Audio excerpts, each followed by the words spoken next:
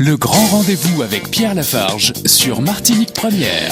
Dans l'immédiat, une partie de la troupe d'Antigone, de Sophocle et Georges Mauvois, une mise en scène d'Aurélie Dalma, à voir au Tropicatrium le vendredi 16 et samedi 17 octobre, tout public en salle Aimé Césaire et Frantz Fanon. Mais bien évidemment, il y a une générale ce 6 octobre. Et puis, pour les scolaires, ce sera proposé le 8, le 9, le 12, le 13 et le 15 octobre en matinée. Messieurs, dames, bonsoir. Honneur aux dames. Bonsoir, Jeanne Baudry. Bonsoir. Bienvenue sur Martinique Première. Vous serez comme ça sur la scène, lâché à vous-même, avec les commandes d'Aurélie Dalma. Ça doit pas être facile. Je dirais pas que c'est facile. Quand on m'a proposé de venir auditionner pour le rôle, j'étais d'un côté super emballée parce que c'est un texte que j'adore, une pièce que j'adore, un rôle que j'adore, mais j'étais un peu effrayée, j'avoue, par le théâtre classique parce que c'est quelque chose que moi j'ai jamais fait. Et finalement, je me rends compte depuis qu'on a démarré les répétitions que ça se passe super bien, que c'est devenu vraiment naturel et c'est vraiment que du bonheur. Éric Delors, bonsoir, bienvenue. Bonsoir. Alors, c'est Crayon, c'est l'un des rôles majeurs de cette pièce de théâtre. Vous serez également commandé par Aurélie Dalma. Comment va-t-elle ? Très bien, au sommet de sa forme. Aurélie va très très bien. D'autant plus que les répétitions sont maintenant bien avancées. On est à quelques jours des premières représentations. Donc vous imaginez qu'elle est au mieux. On l'espère en tous les cas. Guillaume Lassenet, bienvenue. Merci, bonsoir. 2 rôles pour le prix d'un, le garde et le messager. Voilà. Dans cette pièce à voir, dans ce beau théâtre, dans ces belles salles, en fait, vous allez jouer sur les 2 salles, sur la salle Aimé Césaire et sur la salle Frantz Fanon. C'est ça. En fait, le mur qui sépare les 2 salles a été enlevé et une grande partie du décor se trouve sur la scène de la salle Frantz Fanon, c'est-à-dire la petite salle derrière avec les sièges bleus. Voilà. Et puis ce qui agrandit l'espace de jeu également de la grande salle. Mais c'est du luxe. Voilà, c'est ce qu'Aurélie c'est la première fois que c'est fait. Et après, on va se dire qu'il n'y a pas d'argent dans la culture. Alors que vous occupez 2 salles à vous tous. Qu'est-ce que c'est que cette pièce Antigone ? C'est pas la première fois qu'Aurélie la met en scène. Elle a déjà travaillé dessus il y a quelques années, me semble-t-il. Est-ce qu'on peut rappeler un petit peu l'histoire, la genèse de ce projet ? Qui veut nous en parler ? Éric, peut-être ? Alors la genèse de ce projet, je suis pas le mieux placé pour en parler, mais ce qui est sûr, non, Aurélie n'est pas là. Ouais, elle n'est pas là. Elle n'est pas là. La grande gueule n'est pas là. Elle serait la mieux placée pour répondre. Mais par contre, ce que je sais, je peux parler de ses intentions. Son intention était de monter ce spectacle et de marier 2 langues. C'est le français, donc le classique, Sophocle.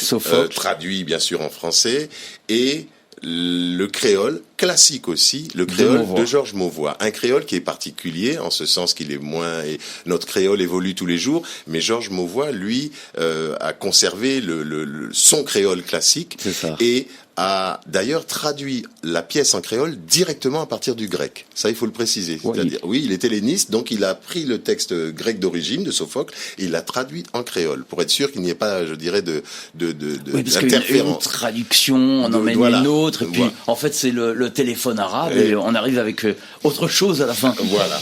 Et lui, il a fait un contact direct du grec au créole. Et Aurélie a choisi donc de monter cette pièce en associant ces 2 langues. Mais contrairement à, je dirais, l'utilisation qu'on fait habituellement du créole, elle a décidé qu'on lui donnerait au moins autant de force, autant de beauté et autant de profondeur que le français classique. Sinon plus, et pour cause, à tel point que les quelques personnes qui ont pu voir des répétitions ont été souvent surprises de ne pas se rendre compte parfois du passage de la langue créole au français classique. Parce qu'ils sont C'est-à-dire bilingues. que le jeu des comédiens talentueux fait que ça coule de source et tout ça s'imbrique parfaitement. Et là, je dirais que c'est assez rare que le créole soit utilisé de la sorte. Et ça fait une des grandes particularités de la pièce. Il est gentil avec ses petits camarades, Éric. Jeanne Baudry, Ismène, c'est quoi votre rôle ? Alors moi, je suis la grande sœur d'Antigone. Je suis la sagesse. La sagesse ? Est-ce vrai ? Jusqu'à la fin de la pièce, je crois pas, même pas. En fait, il y a vraiment un contraste entre nos deux personnages et c'est ce que je trouve vraiment beau dans notre relation, c'est qu'Antigone, c'est une forte tête, elle a un caractère beaucoup, je dirais pas plus fort, parce que le caractère d'Ismène à sa manière est fort également. Et je dirais que je suis là pour essayer de la tempérer un peu, même c'est si, ça, la petite conscience. Voilà, même si je ne parviens malheureusement pas à mes fins, mais j'essaye. Heureuse de ce rôle, et c'est inattendu en fait, d'après ce que vous nous avez dit tout à l'heure. C'est inattendu. Ça faisait longtemps que j'avais pas fait de théâtre. J'avais très envie de m'y remettre. Mais là, c'est pas des moindres. C'est pas des moindres. C'est vraiment au début. Alors donc déjà, le fait de partir sur du théâtre classique avec le texte classique, c'est pas familier ni à la bouche ni à l'oreille. C'est ça, il y a une fait. façon de s'exprimer. Et notre travail à nous, c'est de rendre ça le plus fluide possible. Bien sûr. Et en plus de ça, quand j'ai appris qu'elle voulait y mettre du créole, le créole non plus pour moi, j'ai pas l'habitude de m'exprimer en créole. J'aurais aimé le faire, et maintenant d'ailleurs grâce aux répétitions, je le fais davantage. Mais je redoutais un peu tout ça, et finalement, au fur et à mesure des répétitions, le travail se fait, on est de plus en plus à l'aise, on habite tellement le personnage, la mise en scène, on est tellement dedans que finalement, et c'est ce que disait Eric, au moment où je parle créole, je me dis pas, attention, là, tu as une réplique en créole, fais gaffe. Quoi. Non, ça devient naturellement. Non, ça se fait tout seul, vraiment tout seul. Ouais, c'est là où on voit que ça fonctionne, Éric Delord. Qui est Créon ? Créon est un tyran, mais un tyran particulier en ce sens que le pouvoir lui est tombé dessus. Ses neveux, Éthéocle et Polynice, Étioque et Polynice en créole, puisque les prénoms aussi ont une prononciation créolisée, se sont entretués. Une lutte fratricide, et ils se sont entretués, et donc le pouvoir est échu à Créon, puisque c'était lui le parent le plus proche, digne de devenir roi.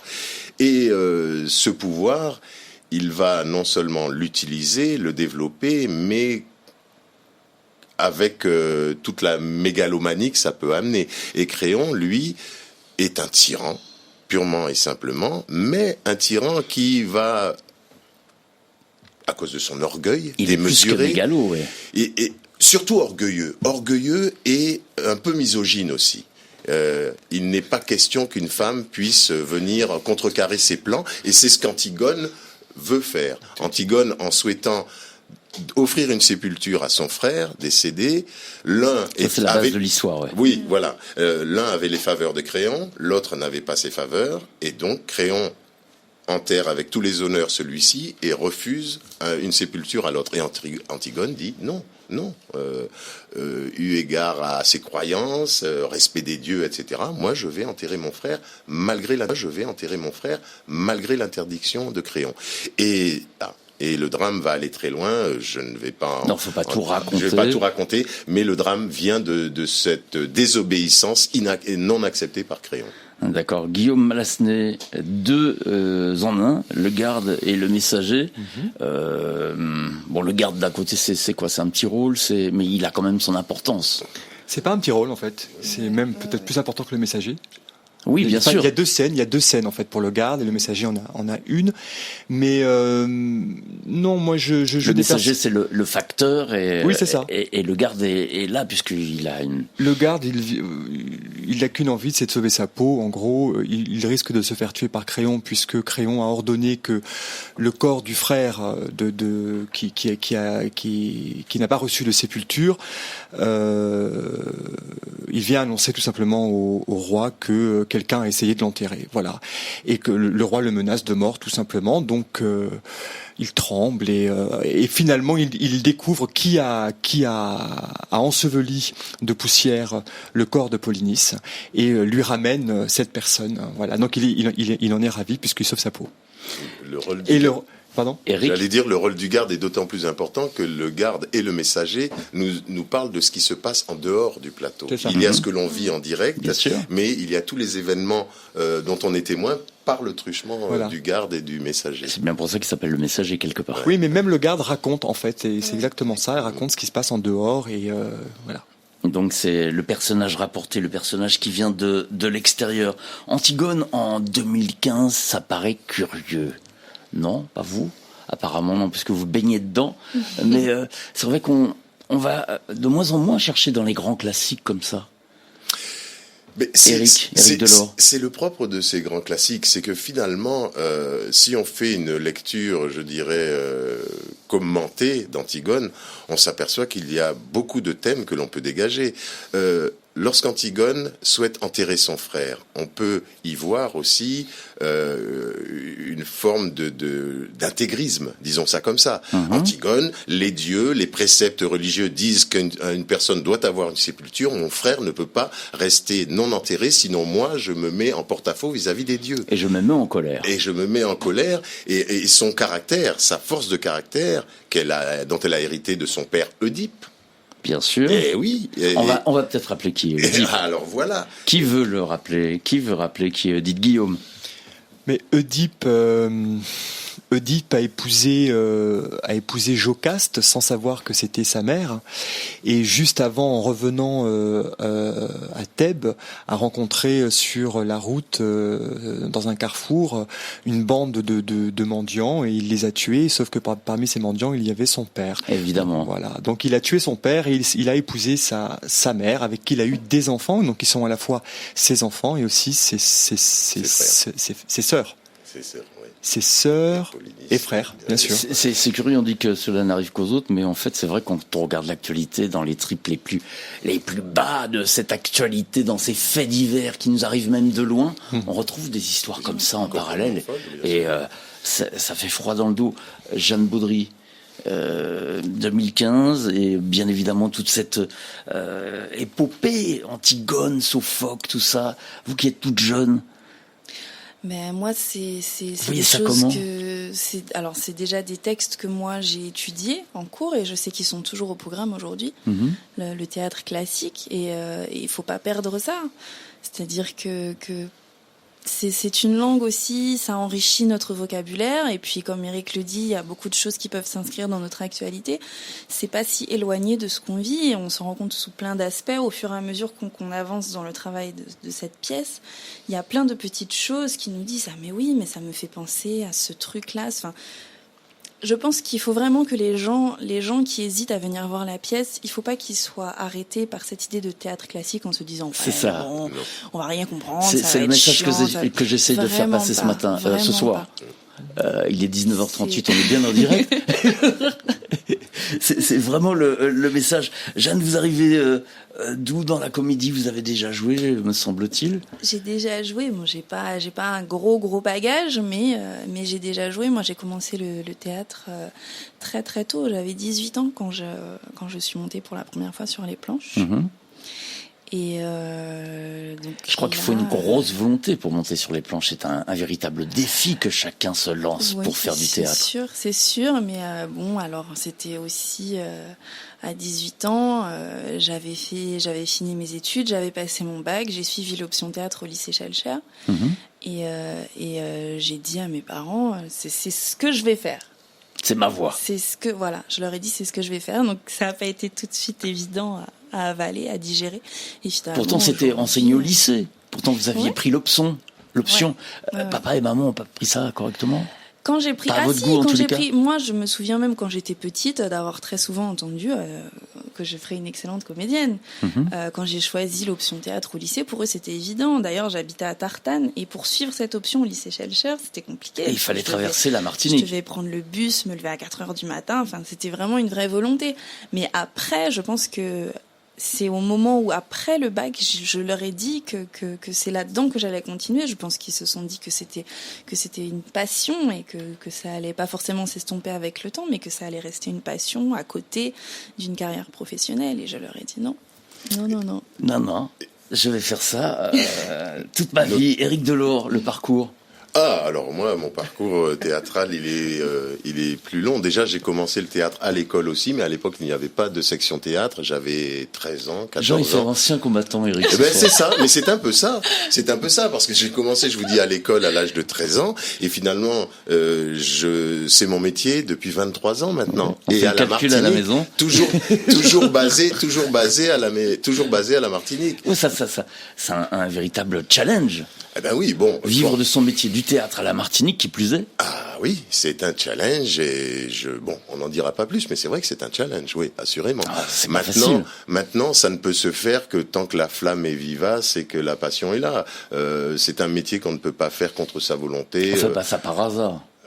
Non, je crois que surtout que j'ai eu d'autres métiers. Avant, j'ai fait beaucoup d'autres choses, mais le théâtre, je crois que c'est dans cette voie que peut-être je me réalise le mieux, et même si ce n'est pas l'activité la plus rémunératrice, mais c'est en tout cas la plus enrichissante sur le plan humain et personnel. Ça, c'est une chose. Je voulais juste rebondir pour préciser que dans cette pièce, nous avons 3 jeunes comédiens qui sont tous issus de la classe théâtre du lycée Schellcher. Ça mérite d'être donc. Oui, Mike Fédé et Phil Lissan.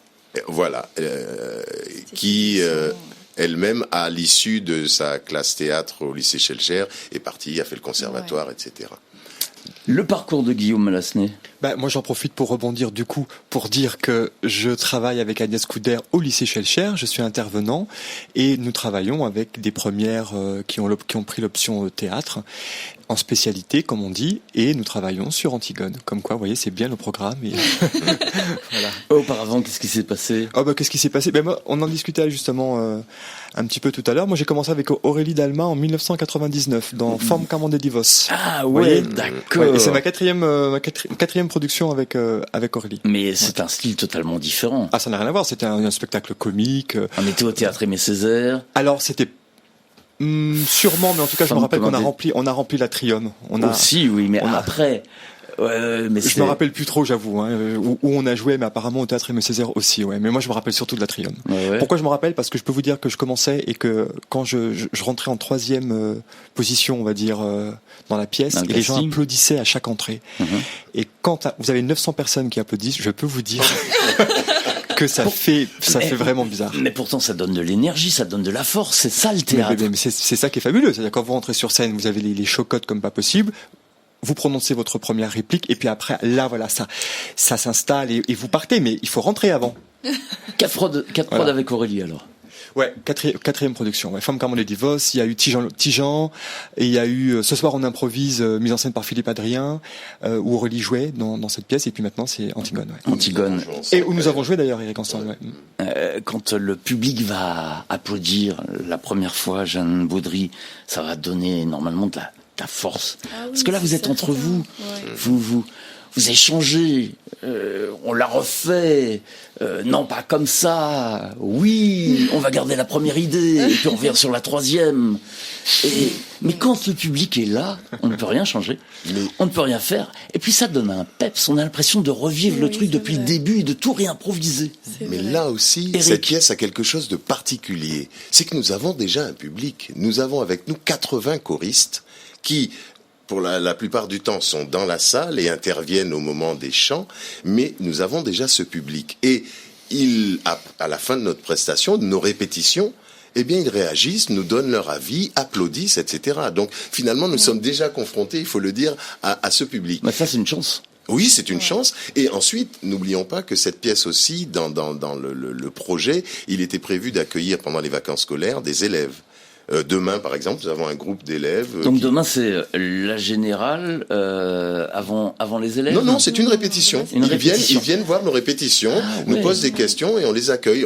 Ils ont été accueillis pendant la période des vacances scolaires, c'est assez rare pour le préciser. Et des groupes sont venus, qui du Carbet, qui d'autres communes, et ils sont venus. C'est pas gênant de répéter devant des gens? Non, enfin je ne sais pas. Parce qu'on voit toutes vos faiblesses là, les coups de gueule d'Aurélie. On a encore plus envie de bien faire en fait. Oui, Jeanne. En tout cas, Aurélie le remarque, et quand on finit une répétition et qu'on a eu du public, même si c'est une personne, elle remarque qu'il y avait quelque chose de différent.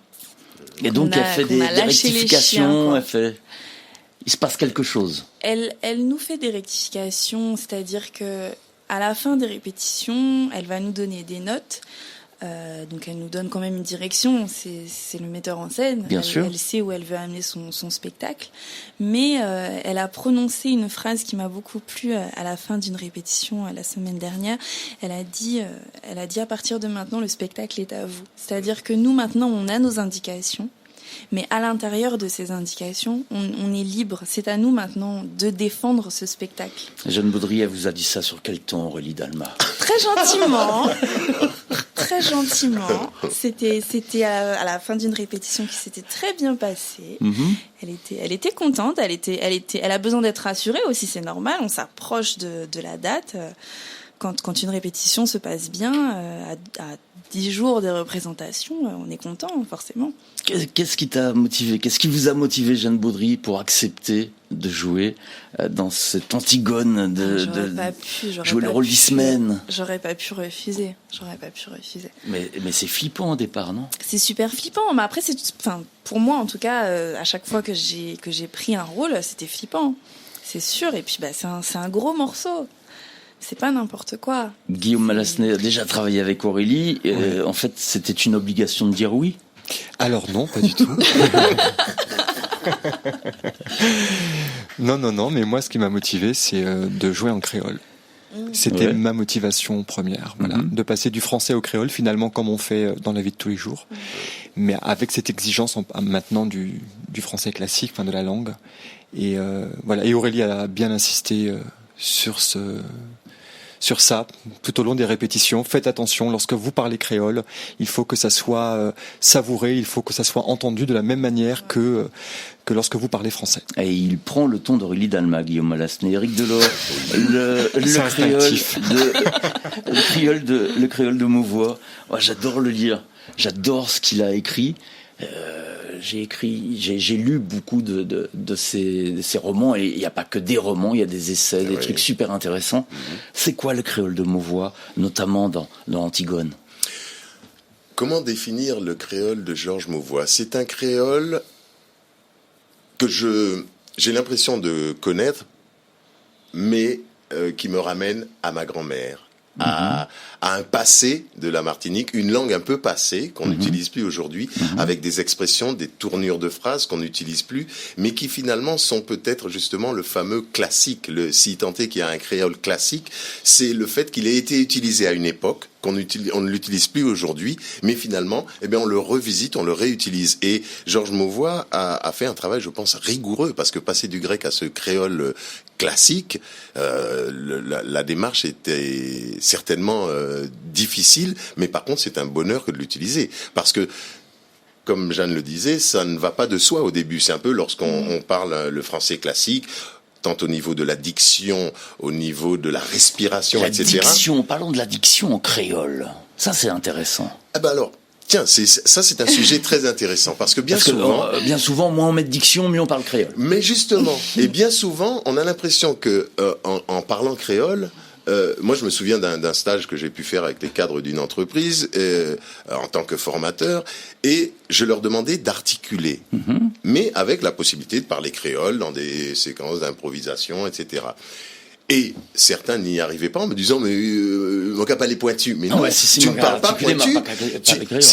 Mais que je parle le créole, le chinois ou le javanais, la bouche fermée, on ne comprendra pas ce que je dis. Donc même le créole a besoin d'être articulé pour être bien compris. Et ce créole particulier de Georges Mauvois qui n'est pas, qui ne sonne pas, et les expressions ne sonnent pas comme celles d'aujourd'hui. Tout est dans la ponctuation. La respiration, l'articulation, et chaque mot est porteur, je dirais, de sa force et de sa rythmique. On a beaucoup travaillé là-dessus. Aurélie nous a souvent repris, tant pour le français que pour le créole, pour qu'il soit audible et compréhensible. Il y avait un gros travail à faire sur le rythme d'une phrase. Et d'autant plus, il s'agit parfois d'une phrase qui démarre en français, passe par le créole et finit en français. Et oui. Donc, et il fallait que cette phrase, notamment pour Créon, mais pour les autres personnages aussi, il fallait que cette réplique puisse être un seul bloc.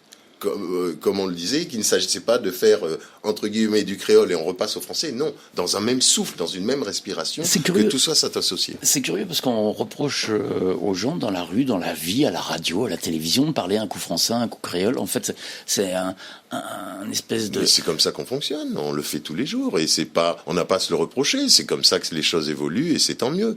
Et ce passage, et d'ailleurs Aurélie a souhaité choisir cette option en se disant mais on parle comme ça tous les jours et c'est vrai, moi je parle français avec Guillaume et d'autres. Il n'y a pas que les injures qui sont en créole. Mais non, pas seulement. Mais non, c'est faux de le penser. Et tous autant que nous sommes, on se dit mais c'est vrai, on a le français. Moi, lorsque je parle français, j'ai très peu d'accent. Mon accent n'apparaît pas, mais seulement je peux allègrement passer au créole. Et ça ne pose aucun problème. Donc pourquoi ne pas amener cette forme de langage au théâtre ? C'est intéressant. Et puis, si vous me permettez, je voudrais aussi... J'allais vous poser une dernière question. Éric Delort. Antigone en 2015, c'est aussi une pièce qui parle du pouvoir, de l'utilisation qu'on fait du pouvoir. Et c'est une pièce qui a aussi une dimension, je dirais, politique. Ouais, si on parle de politique, on est là jusqu'à 22 Non, heures. on va pas entrer là-dedans, mais c'est pour vous donner tout ce qu'on peut y puiser. C'est pas beau, en 2015. Mais justement, tout ce qu'on peut en puiser d'un texte classique, toutes les transpositions qu'on peut faire avec le monde d'aujourd'hui. Et sur la femme également. Et la femme aussi, voilà, la position de la femme dans la cité, dans la société. Guillaume Malasné, la femme. Oui, non, je disais également sur... Parce qu'Antigone, finalement, c'est une rebelle, c'est une femme qui dit non au système, qui n'accepte pas, et qui va affronter le pouvoir, celui qui représente l'autorité. Moi, ça me fait beaucoup penser à... Ça peut être réduit aussi au cercle familial. Vous savez, il y a plein de... Parfois, on rencontre des pères de famille qui peuvent être tellement autoritaires que la parole est difficile. C'est difficile de communiquer, de parler. Voilà, moi ça me fait aussi penser à ça. Il y a de la tragédie, des sentiments, des injustices, des pieds de nez aux règles établies. En gros, c'est ça Antigone. C'est bien ça, nous sommes d'accord. Mais dans ce spectacle, il y aura aussi de la danse, du chant lyrique, du chant choral, de la danse. Il y a aussi de la 80 fête. 80 voix vont s'élever derrière vous. Oui. Les voix de 3 chorales. 3 chorales se sont associées, nous ont apporté leur concours pour rapidement le générique. L'ensemble vocal Résonance de Fort-de-France, le chœur Carabin du Lorrain et le chœur des Îles du Vent du François. Donc 3 chorales. Ces personnes sont venues régulièrement travailler avec nous et donc sous la direction de Dominique Lagier, le chef de chœur, et sont venus préparer et interpréter des compositions de Monsieur Edmond Mondésir. Qui est le compositeur de tous les chants que vous entendrez dans cette pièce. Excellent, oui, évidemment. Important, chant Bel-Air, oui, absolument. Edmond Mondésir ne fait pas autre chose que voilà. du Bel-Air. Et de la danse, et de la fête aussi. Il y aura des moments de... On fait pas que pleurer, on fait pas que... Seulement. C'est complètement génial. Nous sommes 14 sur scène, Il y a également des danseurs avec nous. Oui. Avec la double salle. Pour les scolaires, les 8, les 9, les 12, les 13 et 15 octobre. La générale, c'est le 6. Et puis pour tout le monde, ouverture des portes aux alentours de 20h. Le vendredi 16 et le samedi 17 octobre. Est-ce qu'on a tout dit ? Quasiment. Jeanne Baudry, une petite conclusion. Moi, je dirais simplement et très sincèrement que les gens qui hésitent et qui ne viendront pas voir cette pièce mais qui en entendront parler par la suite regretteront de ne pas être venus. Ce sera vraiment un beau spectacle. Il faut absolument venir. Il faut vraiment venir. En et plus, 2 représentations, c'est pas beaucoup. C'est pas beaucoup, mais c'est une grosse production. Ouais. Donc moi, je pense que c'est vraiment un spectacle à ne pas rater.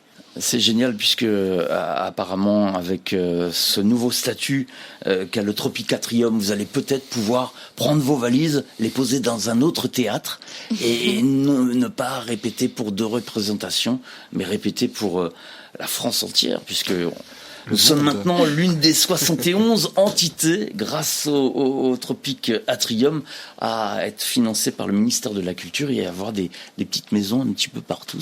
Ça peut être intéressant. Oui. Il va s'en passer des choses. Il va se passer des choses. Merci infiniment à vous, Jeanne Baudry, Guillaume Malasné, Éric Delort d'être venu nous parler d'Antigone. Je rappelle les dates, vendredi 16 octobre, samedi 16 octobre, en salle Aimé Césaire, c'est à partir de 20h, sinon pour les scolaires, les 8, les 9, les 12, les 13 et les 15 octobre en matinée, à savoir dès 9h. Plein de bonnes choses, on croise les doigts pour vous. Merci.